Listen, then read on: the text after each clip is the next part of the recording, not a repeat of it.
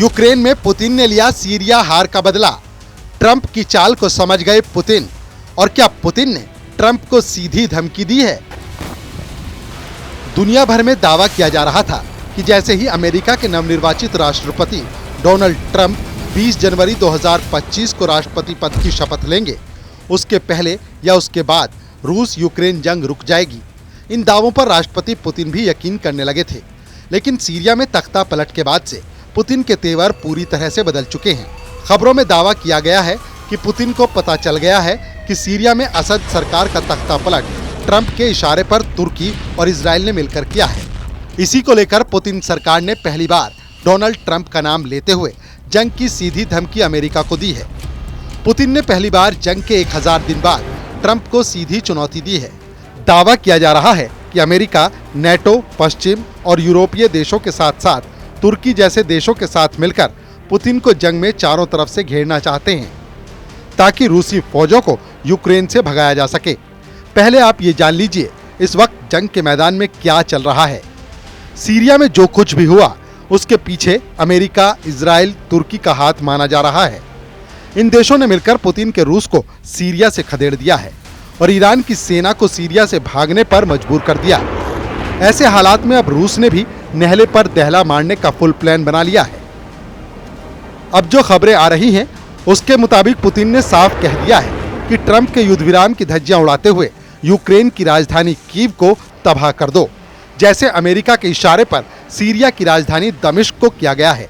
रूसी सेना के खुफिया प्रमुख, केजीबी के प्रमुख और मिलिट्री इंटेलिजेंस ने ऐसी बिसात यूक्रेन की राजधानी कीव में बिछा दी है जिसकी काट अमेरिका अभी तक नहीं खोज पाया है।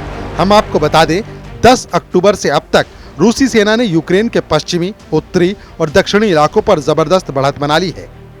हालात ये हैं कि सिर्फ 10 दिन में ही यूक्रेनी सेना 180 मोर्चों से भाग चुकी है।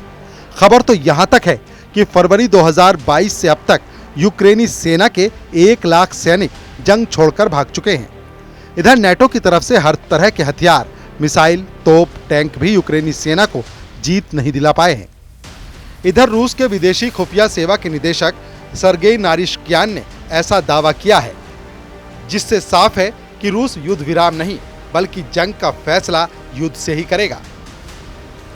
यूक्रेन के साथ चल रहे युद्ध पर रूस ने बड़ा दावा किया है। रूस की तरफ से दावा किया गया है कि बहुत जल्द कीव का पतन हो जाएगा, जैसे अमेरिका, इजराइल और तुर्की ने सीरिया में असद सरकार का पतन किया है, वैसे ही पतन अब रूस यूक्रेन का करने जा रहा है। रूसी विदेशी खुफिया सेवा के निदेशक सर्गेई नारिश्कियान ने दावा किया कि मॉस्को का विशेष सैन्य ऑपरेशन अपने टारगेट हासिल करने के करीब पहुंच गया है। रूसी अधिकारी ने यूक्रेन के पश्चिमी समर्थकों पर भी तीखा हमला बोला है। नारिश्कियान ने चेतावनी दी कि तनाव के और बढ़ने से पश्चिमी देशों को नुकसान होगा, इसीलिए अब नेटो और पश्चिमी देश यूक्रेन से दूर हो जाएं, वरना विनाश तय है। रूसी राष्ट्रपति व्लादिमीर पुतिन के विदेशी खुफिया प्रमुख ने दो टूक कहा कि युद्ध के सभी क्षेत्रों में रूस ने रणनीतिक पहल हासिल कर ली है। रूस की विदेशी खुफिया सेवा यानी एसवीआर के प्रमुख सर्गेई नारिश्कियान ने विदेशी खुफिया एजेंसी की मैगजीन रज़वेदेजिक पर दावा किया है कि सभी मोर्चों पर यूक्रेन के पक्ष में नहीं है। नारिश्कियान ने कहा, सभी क्षेत्रों में रणनीतिक पहल हमारी है, हम अपने लक्ष्य हासिल करने के करीब हैं, जबकि यूक्रेन की सशस्त्र सेनाएं पतन के कगार पर हैं।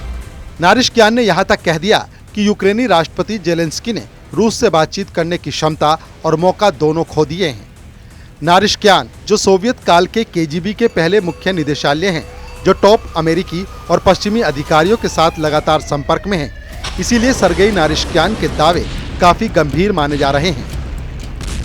कुछ खबरों में दावा किया गया है कि ट्रंप युद्ध विराम की आड़ में विश्व युद्ध की चाल चलने लगे हैं। पुतिन को भी भनक लग गई है कि ट्रंप के इरादे क्या हैं। अभी तक जो खबरें सामने आई हैं वो हैरान कर देने वाली हैं। खास तौर से ट्रंप ने पुतिन के खिलाफ पेरिस में ऐसा दांव खेला जिस पर पुतिन को भी यकीन नहीं हुआ है। फ्रांस की राजधानी पेरिस के एलिसी प्लेस में अमेरिका के नवनिर्वाचित राष्ट्रपति डोनाल्ड ट्रंप, फ्रांस के राष्ट्रपति इमैनुअल मैक्रों और यूक्रेन के राष्ट्रपति वोलोदिमीर जेलेंस्की के बीच एक गुप्त मीटिंग रूस यूक्रेन जंग को लेकर हुई। दावा किया गया है कि पेरिस के एलिसी पैलेस में हुई इस त्रिपक्षीय वार्ता में 90 मिनट तक जंग की रणनीति बनाई गई। खास तौर से अगर रूस परमाणु हमला करता है तो क्या रणनीति होगी, इस पर भी बात होने के संकेत दिए गए हैं। जेलेंस्की ने ट्रंप से अलग से 35 मिनट तक मुलाकात की है। शायद ट्रंप ने जेलेंस्की को एटमी हथियार ट्रांसफर करने पर चर्चा की है। पेरिस में इस परमाणु मीटिंग को लेकर रूस बुरी तरह से भड़क गया है। कुल मिलाकर जो हालात अब बन रहे हैं, उससे साबित हो रहा है कि पुतिन अब ट्रंप पर भरोसा नहीं करेंगे, बल्कि रूसी हथियारों से सीरिया का हिसाब अमेरिका से यूक्रेन में बहुत जल्द पूरा कर लेंगे।